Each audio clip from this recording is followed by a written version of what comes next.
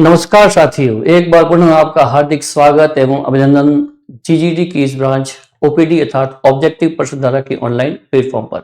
तो मित्रों, जैसा कि अंतिम कक्षा में हमने क्रिया की परिभाषा, क्रिया का किस तरीके से जो व्यवहारिक व्याकरण में इसका उपयोग है, अर्थात इसके भिन्न भेद, अर्थात क्रिया कर्म के आधार पर, काल के आधार पर और अर्थ के आधार पर इसके भिन्न भेदों को लेकर अपने बात की। सकर्मक, अकर्मक, चाहे वो 8 प्रकार के जो अर्थ के आधार पर क्रियाएं हैं, उनको लेकर भी एक परिचय जो है अपन ने यहाँ पर करने का प्रयास किया।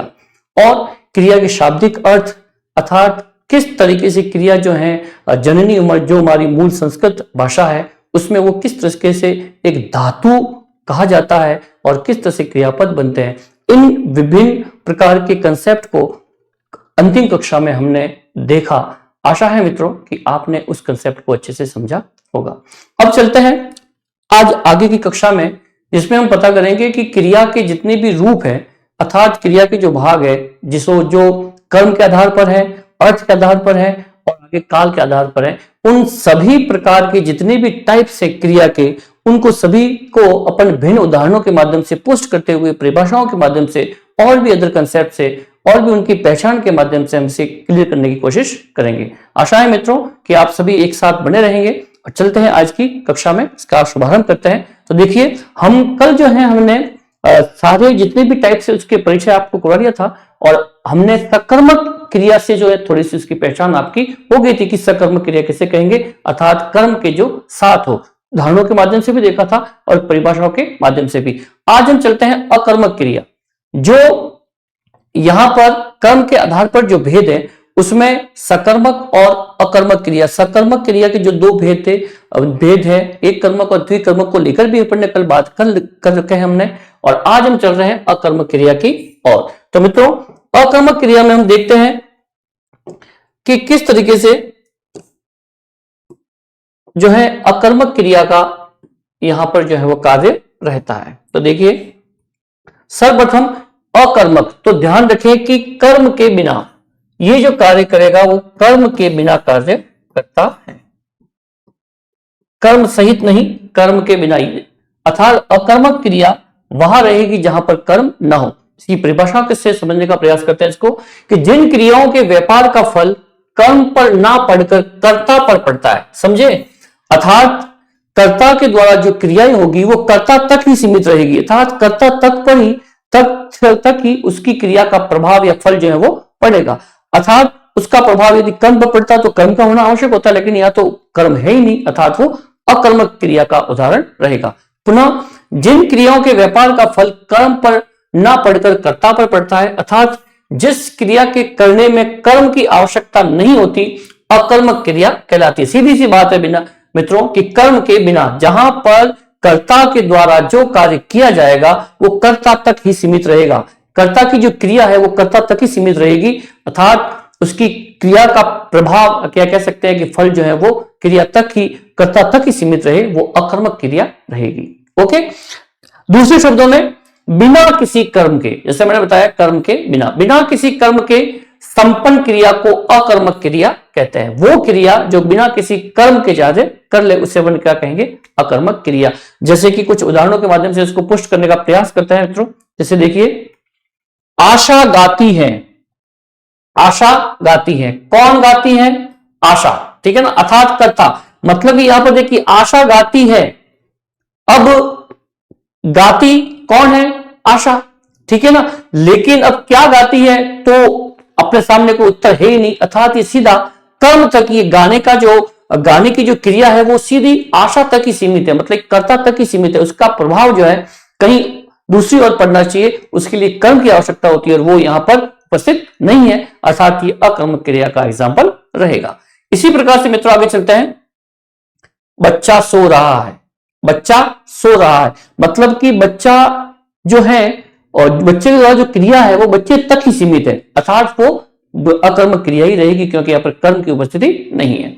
उसी तरह से पक्षी उड़ रहे हैं, पक्षी द्वारा जो क्रिया हो रही है वो क्रिया जो है पक्षी तक ही सीमित है। मित्रों, हम आगे सकर्मक और अकर्मक में पुनः भेद देखने का प्रयास करेंगे, पहले सिर्फ और सिर्फ सकर्मक और अकर्मक के कंसेप्ट को ही क्लियर कर रहे हैं कि किस तरीके से सकर्मक है और किस तरीके से अकर्मक है। तो यहां पर देख रहे हैं पक्षी उड़ रहे हैं, अर्थात पक्षियों के द्वारा जो क्रिया की जा रही है वो जो है केवल पक्षियों तक ही सीमित है, अर्थात यहां पर कर्म की उपस्थिति नहीं है, अतः यह भी अकर्मक क्रिया का ही एग्जाम्पल रहेगा। वह हंस रहा है, हंसने की क्रिया कर्ता तक ही सीमित है, अर्थात वह जो है अकर्मक क्रिया का एग्जाम्पल है। मैं दौड़ता हूं, अर्थात दौड़ने की क्रिया भी उस तक ही सीमित है और यह भी अकर्मक क्रिया का एग्जाम्पल रहेगी। इस तरह से अपन देख सकते हैं कि ये अकर्मक क्रिया में जो है वो इसका प्रभाव रहेगा, ये उसके एग्जाम्पल है, ये इसकी परिभाषाएं है मित्रों। देख लें इसे, फिर आगे चलते हैं एक बार।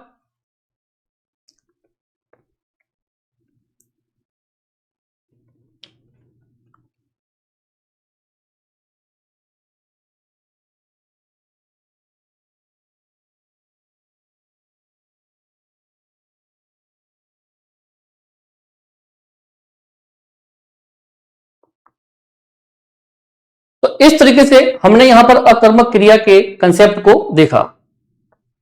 अब देखिए हम बात करते हैं, ये एक बार अपने सकर्मक और अकर्मक क्रिया के भेदों को कंटिन्यू जो क्लासेज हुई उसमें देखने का प्रयास किया। अब देखते हैं कि सकर्मक क्रिया को एक बार पुनः हम प्रयास करते हैं देखने का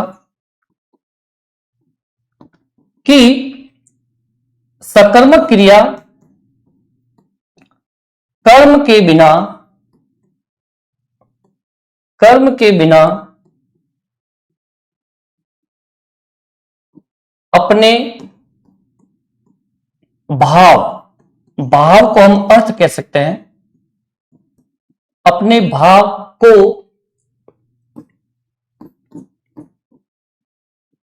पूर्ण रूप से प्रकट नहीं कर सकती।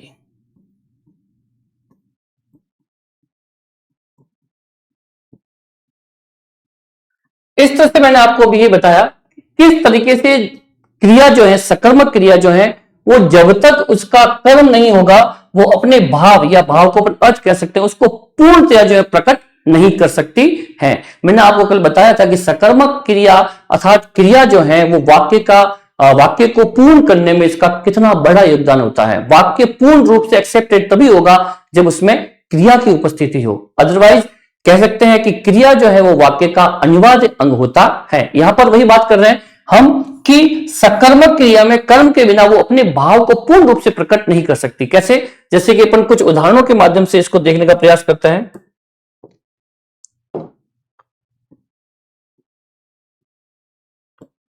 श्याम पत्र लिखता है।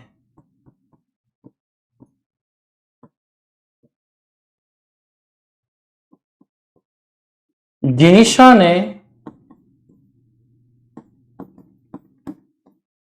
फल खाए। जिनिशा ने फल खाए। अध्यापक जी प्रश्न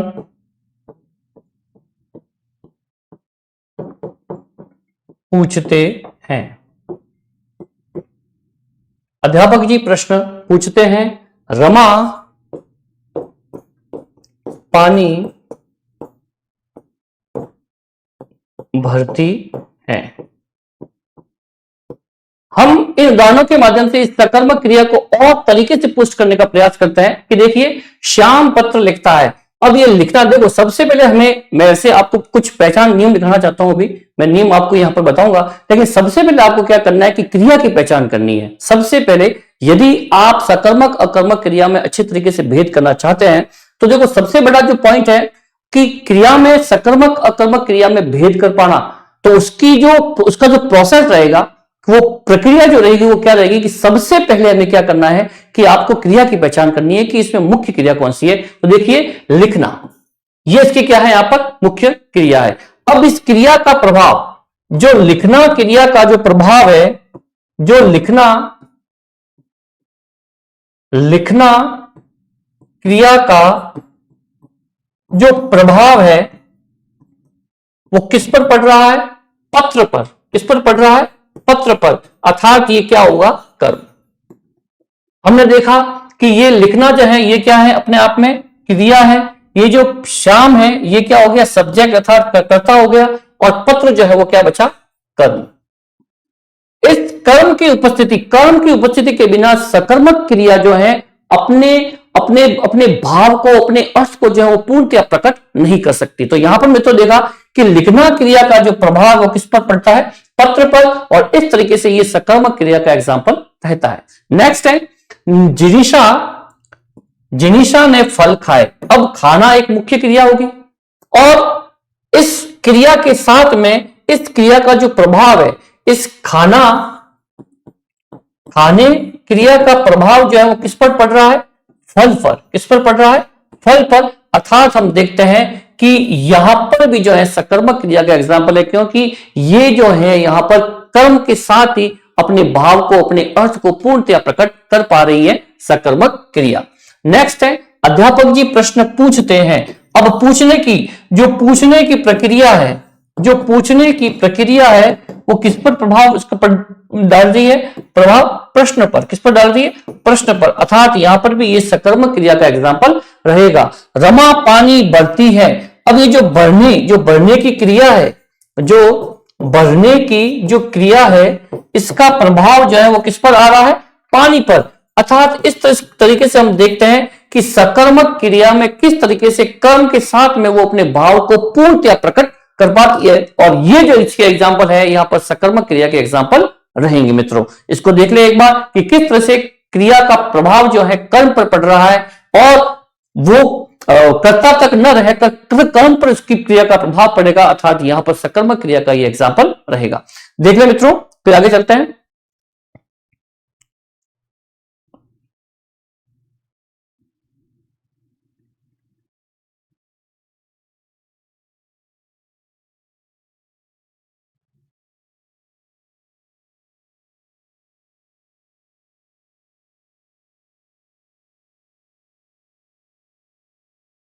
आशा है मित्रों कि बिल्कुल ये कंसेप्ट आपको यहाँ पर अच्छे से, यहाँ पर सकर्मक क्रिया किस तरीके से अपने भाव को पूर्ण कर्म के साथ प्रकट करती है, ये बात यहाँ पर आपको क्लियर होगी थी।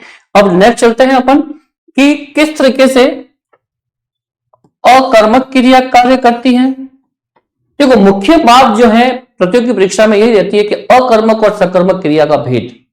आप कितना ही प्रयास कर ले, कहीं ना कहीं जो है सकर्मक और अकर्मक क्रिया की पहचान में जो है समस्याएं उत्पन्न होती है मित्रों। तो यहां पर मैं आपको उस कंसेप्ट तक लेना चाहता हूं कि आपको किस तरीके से स्टेप बाय स्टेप अकर्मक और सकर्मक को पहचान करना है। तो देखिए अकर्मक अर्थात और सकर्मक। अकर्मक मीन्स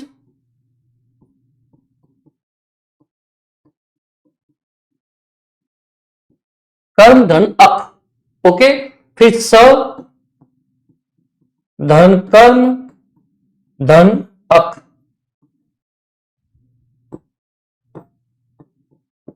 कर्म के बिना कर्म के साथ।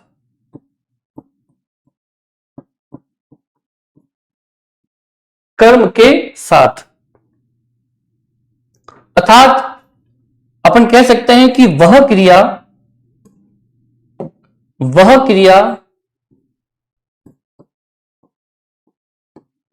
जो कर्म के बिना कार्य करे।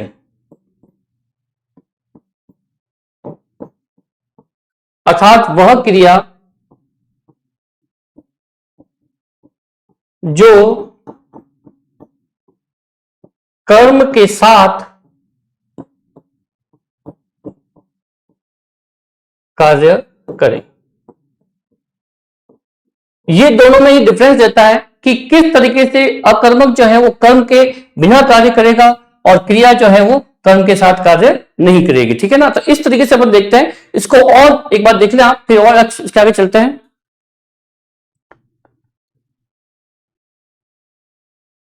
इसको एक एग्जाम्पल से समझने का प्रयास करते हैं। जैसे मैंने एक नया लैपटॉप खरीदा और मेरा कुत्ता भाग गया।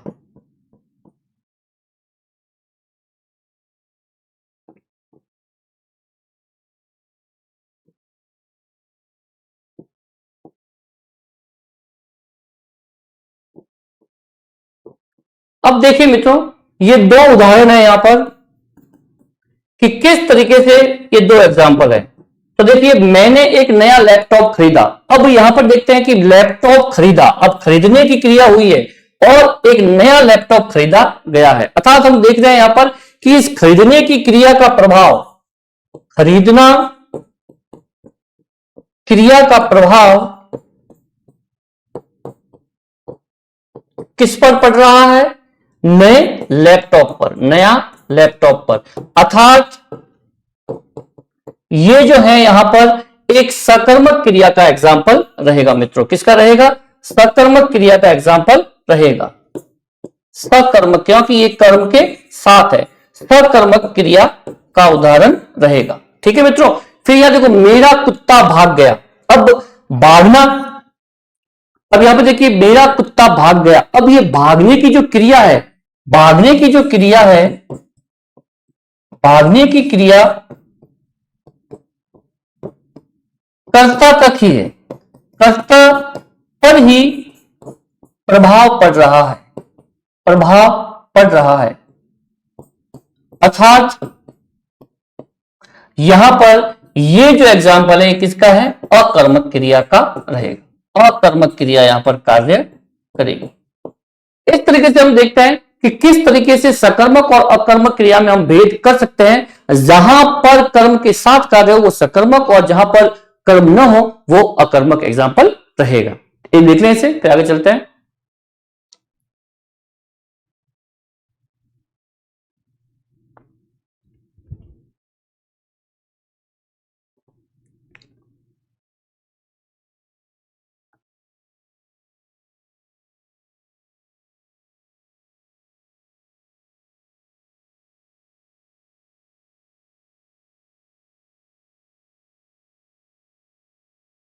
अब देखिए, एक सबसे एक उम्दा कंसेप्ट कि सकर्मक और अकर्मक क्रिया की पहचान। सकर्मक और अकर्मक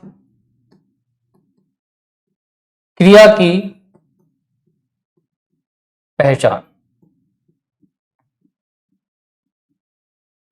तो यहां पर देखिए, हमेशा सर्वप्रथम आपको क्या करना है इस प्रोसेस को, कि देखना है कि किस तरीके से जो है हम सकर्मक क्रिया और अकर्मक क्रिया तक पहुंचे। तो सबसे पहले आपको क्या करना है, पहला स्टेप आपका क्या होगा, इसकी पहचान क्या रहेगी कि क्रिया को पहचाने। किसको? क्रिया को पहचाने। फर्स्ट तो आपको देखना है कि इसमें क्रिया कौन सी है। सेकेंड, कर्ता की पहचान। किसकी? कर्ता की। कर्ता यहां पर कौन है? हमेशा जब भी आप सेंटेंस आपके सामने हो तो सबसे पहले क्रिया को पहचाने, फिर देखिए कि उसमें सब्जेक्ट कौन है अर्थात कर्ता कौन है। फिर थर्ड, वाक्य में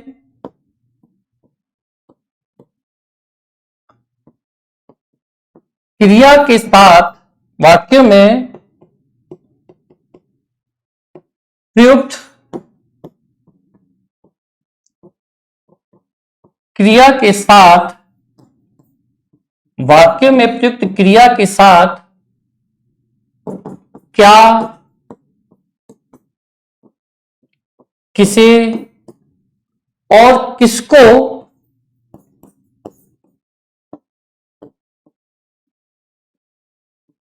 लगाने से उत्तर मिले या प्रश्न बने।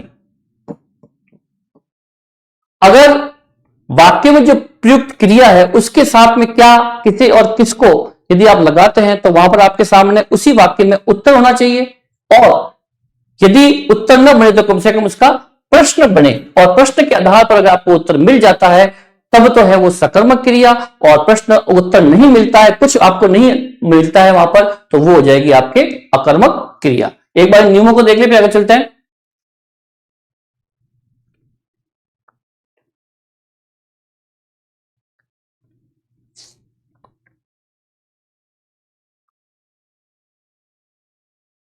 अब देखिए इसको और एग्जाम्पलों के माध्यम से अपन करते हैं। जैसे कि पहला उदाहरण है,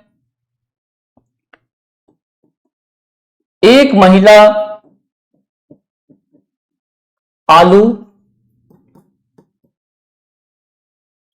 खरीद रही है।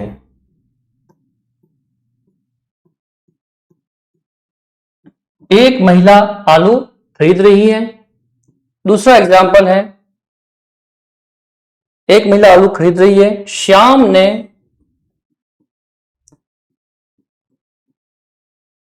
ने मोहन को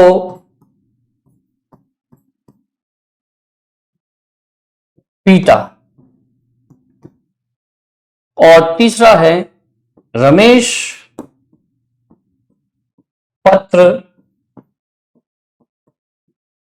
लिखता है। तो अब देखिए सीधी सी बात है, एक महिला आलू खरीद रही है। अब यहां पे प्रश्न करते हैं, क्या, किसे और किसको, क्या खरीद रही है? हमारे पास में उत्तर है आलू।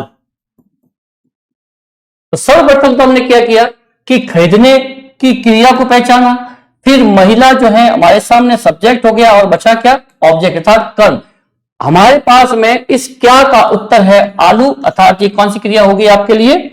सकर्मक क्रिया। इस तरीके से आप जो है अपनी क्रिया तक पहुंच सकते हैं, ये सकर्मक रही। उसके बाद श्याम ने मोहन को पीटा। श्याम ने मोहन को पीटा। अब पीटा, पीटने की क्रिया है, तो किसको पीटा?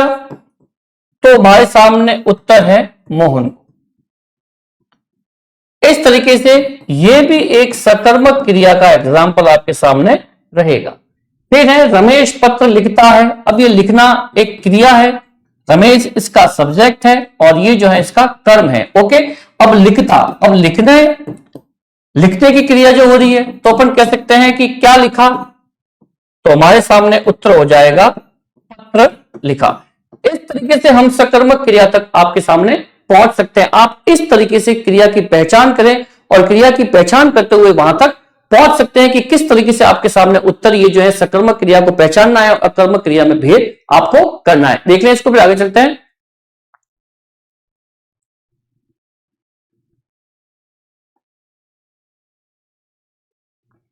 इस तरह से उपर्युक्त क्रियाएं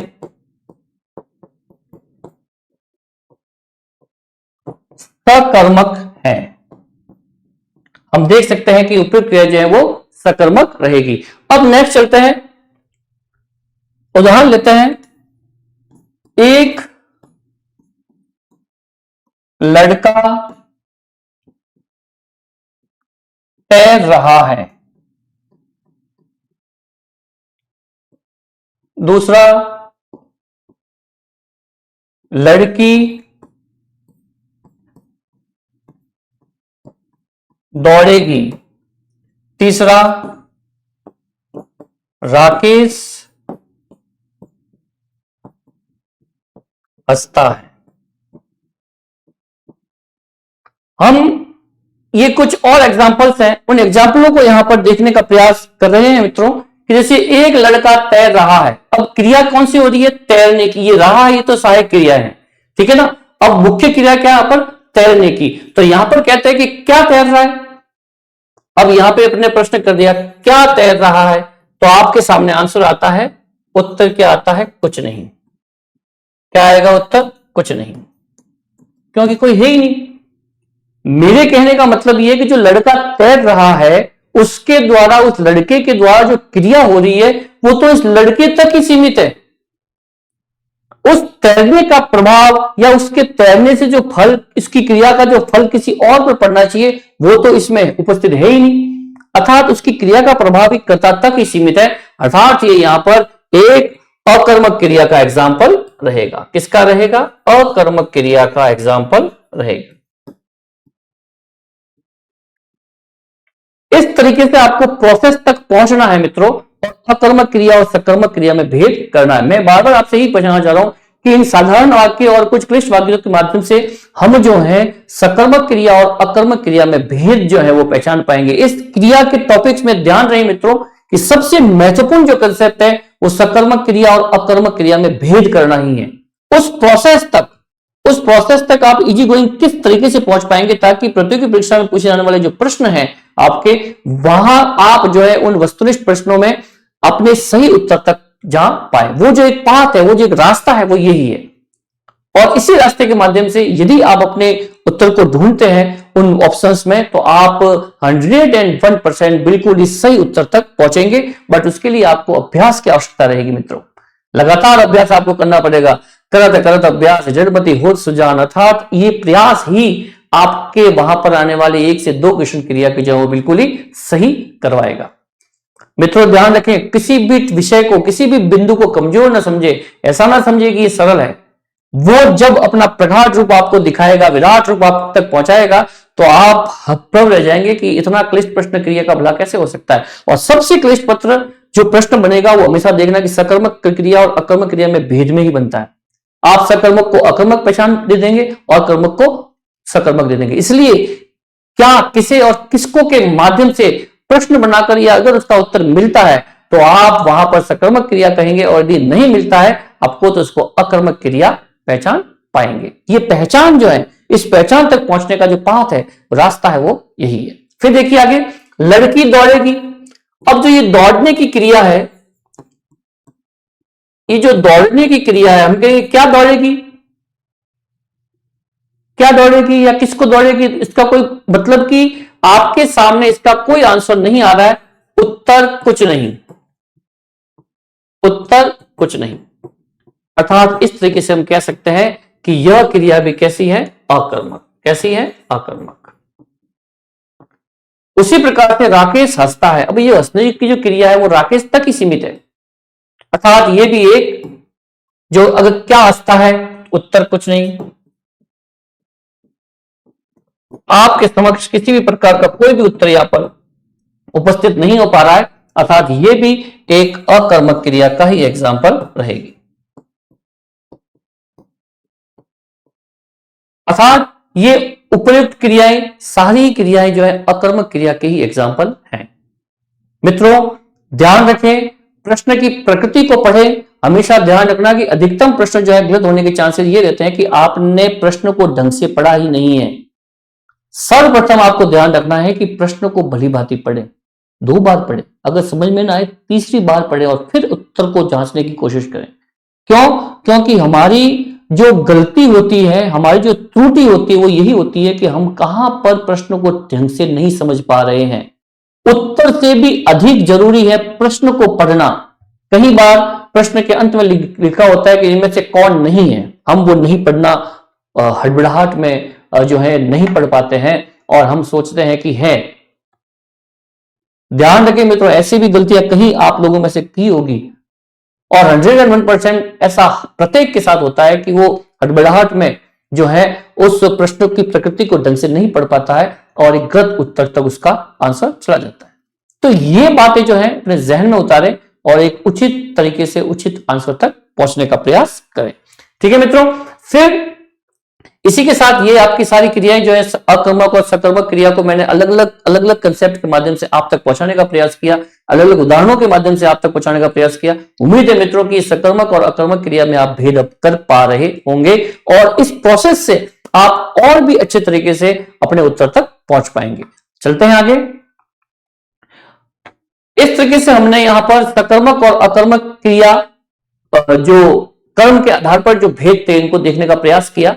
अब हम चलते हैं अर्थ के आधार पर, जो 8 भेद कल मैंने उनका परिचय आपको बताया था, उन भेदों की ओर चलने का प्रयास करते हैं कि अर्थ के आधार पर क्रिया के भेद प्रयोग तथा संरचना के आधार पर वाक्य में क्रियाओं का प्रयोग कहां किया जा रहा है। देखिए क्या कहा, अर्थ के आधार पर जो क्रियाएं हैं उसमें प्रयोग तथा संरचना के आधार पर वाक्य में क्रियाओं का प्रयोग कहां किया जा रहा है और किस रूप में किया जा रहा है। इसके आधार पर भी क्रिया के 8 भेद है। कितने? 8 भेद है। टोटल मैंने आपको 8 बताए थे, जिसमें सामान्य, संयुक्त, सजातीय, ठीक है ना, साधारण। इस तरीके से ये साधारण और सामान्य एक ही है। सामान्य क्रिया, सजातीय क्रिया, जो है संयुक्त क्रिया है, फिर नाम धातु क्रिया है, कृदंत है, पूर्वकालिक है, जो प्रेरणार्थक क्रिया है। इस तरीके से ये 8 प्रकार थे जो हमने कल उनका परिचय यहां पर देखा था। अब हम एक एक क्रिया को लेकर इसके परिचय को देखेंगे, ठीक है ना। तो सामान्य क्रिया अर्थात साधारण क्रिया भी कहेंगे इसे, जब किसी वाक्य में एक ही क्रिया का प्रयोग हुआ हो। किसका? जब वाक्य में किसी क्रिया, एक ही क्रिया का प्रयोग हुआ हो, उसे सामान्य क्रिया कहते हैं। क्या हो कि एक क्रिया में जब एक ही क्रिया का सामान्य तौर से प्रयोग हुआ हो, ना तो उसमें द्विकर्मक हो, ठीक है ना, इस टाइप से जो साधारणतः जो क्रिया का प्रयोग होगा उसे अपन क्या कहेंगे? सामान्य क्रिया वो कहलाएगी। एक ही क्रिया उसमें हो। जैसे राम ने पुस्तक पढ़ी, पढ़ने का कार्य हो रहा है उसका, और साधारणतः उसने पुस्तक पढ़ी है। सीता नाची, मोहन आया, नारायण पूजा के साथ गया। अब ये जो है एक सामान्य क्रिया है, यहां पर एक पूजा के साथ गया, ठीक है ना। तो इस तरीके से हम देख सकते हैं कि जहां पर एक ही क्रिया का प्रयोग हुआ हो उसे हम सामान्य क्रिया कहते हैं। मित्रों ध्यान रखें, हम यहां पर सकर्मक अकर्मक क्रिया की बात नहीं कर रहे हैं। आप सिर्फ प्रश्न की दृष्टि को देखें, प्रश्न की प्रकृति को पढ़ें कि यहां पर बात हो रही है सिर्फ और सिर्फ साधारण क्रिया की, और वहां पर आपसे सिर्फ प्रश्न ये पूछा जाएगा इसमें से साधारण क्रिया कौन सी है या सामान्य क्रिया कौन सी है। तो आपको ध्यान रखना है, जिस वाक्य में सिर्फ एक ही क्रिया उपस्थित हो, कितनी? एक ही क्रिया, उसे हम सामान्य क्रिया या साधारण क्रिया के से जानते हैं, ठीक है ना। देख लेते हैं, फिर आगे चलते हैं।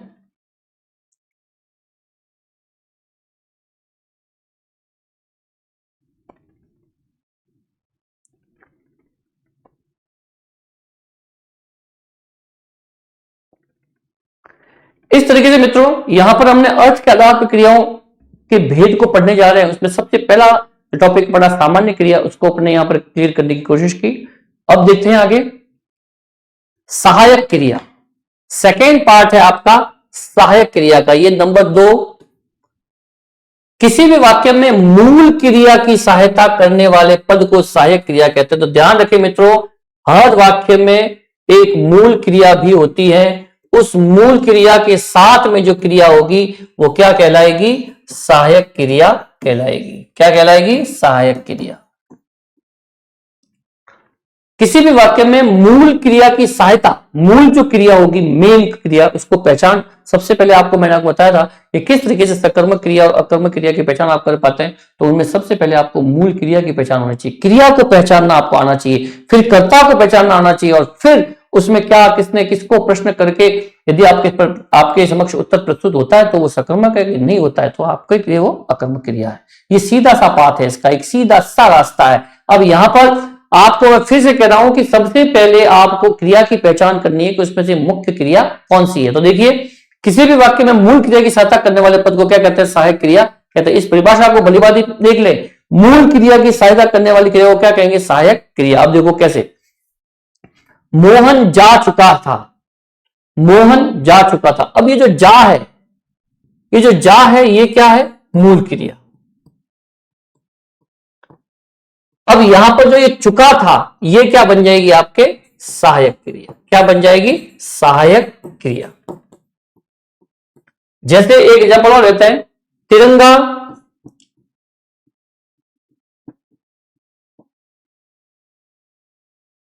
लहरा रहा है।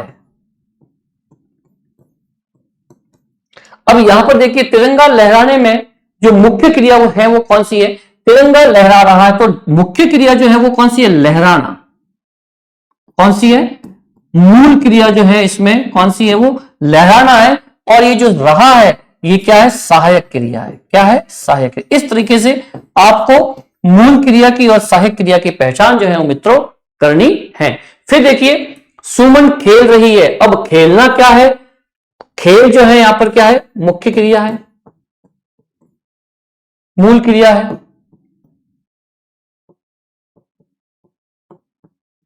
और जो रहा है, रही है, ये क्या है? सहायक क्रिया होगी।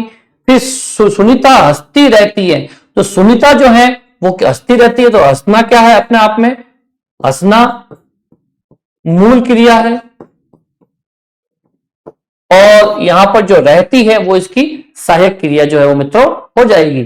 फिर है सीमा खाना बना रही है।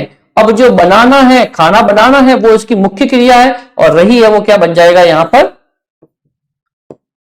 सहायक क्रिया रह जाएगी। इस तरीके से मित्रों आज हमने इस कंसेप्ट को समझने का प्रयास किया। सर्वप्रथम हमने सकर्मक क्रिया की पहचान के लिए भिन्न उदाहरणों के माध्यम से उसको पुष्ट करने का प्रयास किया। फिर सकर्मक और अकर्मक क्रिया में भेद करने के लिए हमने किस तरीके से सकर्मक और अकर्मक के भिन्न उदाहरणों के माध्यम से दोनों की पहचान करने का प्रयास किया। सकर्मक क्रिया और अकर्मक क्रिया की पहचान के लिए किस तरीके से हम वहां तक पहुंच पाते हैं, किस तरीके से हमें क्रिया की पहचान करनी है, कर्ता की पहचान करनी है, और क्या किसे और किसको जो वाक्य में प्रयुक्त क्रियाएं हैं उनके साथ लगा करके प्रश्न बनाना है। यदि उसके उत्तर मिले तब तो है वो सहायक अपने सकर्मक क्रिया, अदरवाइज वो है जो अकर्मक क्रिया का एग्जाम्पल रहेगी।